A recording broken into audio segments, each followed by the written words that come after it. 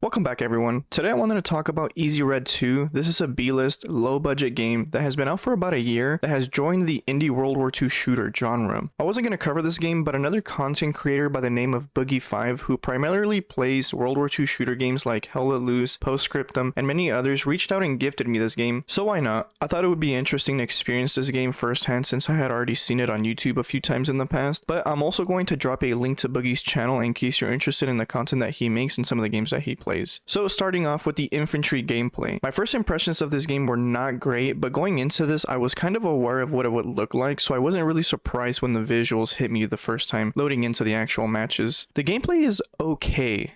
It's not the best I've played. If I'm being honest, the infantry gameplay is odd. The player movements are awkward, the aiming is alright, but what I didn't like was the autofocus effect you get when aiming down sight. I understand that it's for a realistic change in perspective effect, but I don't know, I wasn't really feeling it. Speaking of aiming down sight, the iron sights are good. Nothing is wrong with them. It's pretty standard, nothing out of the ordinary, until you get to the snipers. The scope's view is just awful. It's kind of hard to see out of it. For some reason, it's tinted, adding to the difficulty when looking through it. Adding the awkwardness of the movement with the snipers, it's just a total disaster when putting everything together. I get they're trying to go for a realistic feel like other games in this genre, like Hell Let Loose and Postscriptum, and a few others, but I'm not sure how this game goes about that. It just feels off for some reason. Now, moving into the airplanes, when trying out the aviation, I was genuinely surprised. It felt good to fly around in this game. It kind of reminds me of flying in Battlefield 5 or Battlefield 1, but just in first person. There are a few hiccups when flying though, but that's okay. Given this is not a AAA game, it's kind of to be expected. Also, maneuvering the plane is great, but at times when making small adjustments, when tracking other planes or players on the ground, or really anything in general, it seems to have small snaps instead of fluid motions when dragging the mouse across the mouse pad. So it's not necessarily too smooth. It's not the best experience, but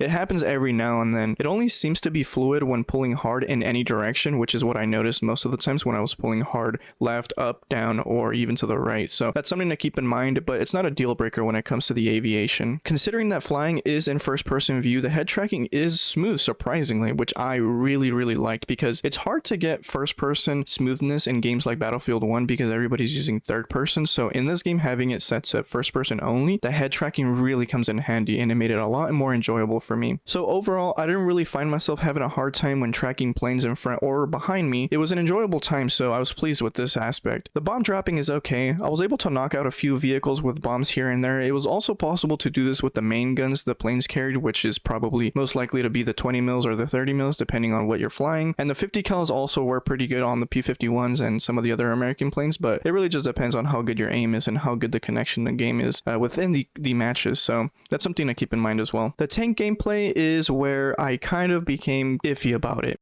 The tanks are controlled by one player. You're able to switch seats in order to control each gun position, commander, or spotter role, which is pretty typical of games like this. This is pretty common in games like Battlefield, so it's not too out of the ordinary. Though what is a little different is that the roles that aren't being controlled by the player are filled in by AI, so that's cool. The main gun mechanics take some practice. The tank turrets are what I expected, to be honest. They turn at a decent speed, but since it's in first person, the turret turning feels delayed when aiming it with the mouse. Also, the turret aiming is kind of odd. The shells don't seem to have any drop to them, so gravity may not be a factor within this game. It's not bad. It's good for those who may want to be more casual, but it just kind of threw me off playing other games that have bullet drop or shell drop overall. The driving is good. The tank maneuver is quick and can scale the map fairly quick, but it feels more arcadey rather than realistic. This is also not a bad thing, but if you're looking for realism within the vehicles, this may not be your style of physics. One thing that can be improved are the HE shells. Typically HE has more splash damage to infantry, but these seem to lack a bit more explosion, but it could just be me being picky with this game. So that's kind of it for the gameplay. I wanted to move into the roadmap, which they have on their Steam page when you're logging into the game. Under their 2022-23 plans for this game, they include new buildings, props, uniforms, mechanics, and overall improvements. So this is what gives me the impression that WW2 can be a decent game given enough time. They do have a port for Xbox and Nintendo Switch, which to be honest kind of surprised me, but they're out there. If cross-platform ever becomes an option for this, then I think they can create more traffic within the empty servers this game currently has. So there's also another feature that this game includes, and that's modding, and this is where I kind of see the potential. I find that this aspect can go a long way since it's not just about using the maps that are included. With the assets that are also included, you're allowed to create your own maps. Now, people can create any experience they'd like within this game. I know it's marketed as a World War II first-person shooter, but players can get creative and create anything they'd want. And typically when you have a modding feature with a game, it typically spawns other forms of games. So it's going to be interesting to see how this game kind of takes off if it becomes popular enough to get people in and playing within this modding feature. But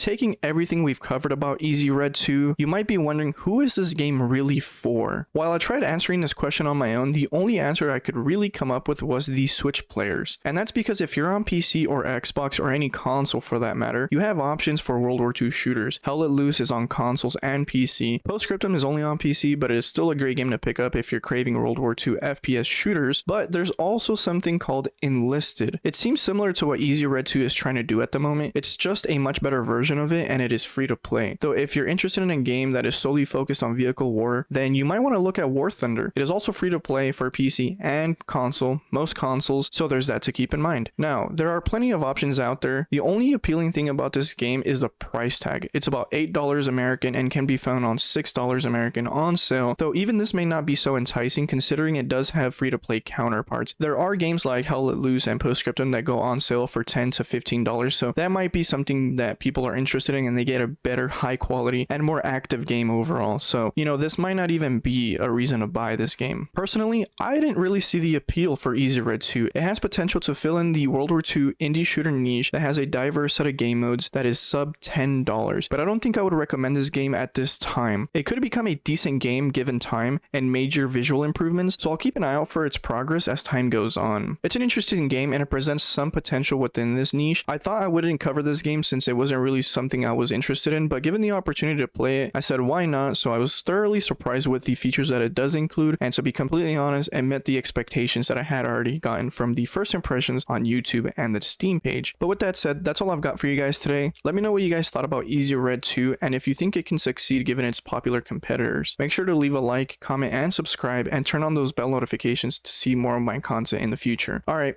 I'll see you guys in the next one. Bye.